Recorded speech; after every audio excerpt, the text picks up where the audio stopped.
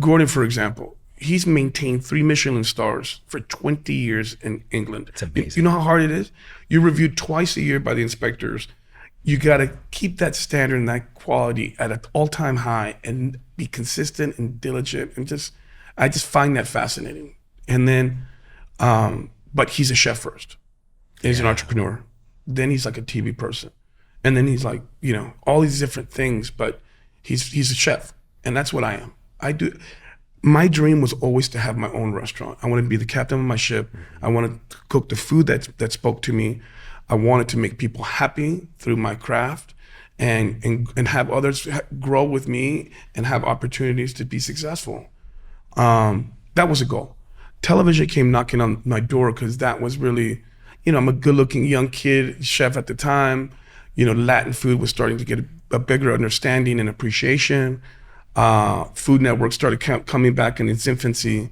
And I was kind of like brought in initially to do like, a Cinco de Mayo, they say mayo, they wouldn't say mayo, it's like Cinco de Mayo taco party or a Mexican Christmas. And I would do these little appearances on the network initially.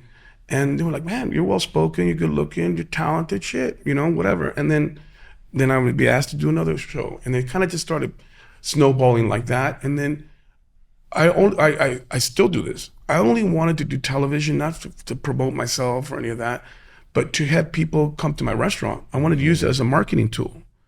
And now it's changed so much because now I'm like this cultural ambassador for Latinos and cooks. And now my mission and the presence on television is so much more different. But initially was just to get people to come into the restaurant, And I was part of the celebrity chef launch, you know what I mean? Yeah. It was right there. And I remember Food Network was on on 44th Street and 6th Avenue. They were in a building like this. Mm-hmm. You imagine? Mm-hmm. So, and I had to bring all my prep with me from the restaurant. So I had everything in these little plastic containers.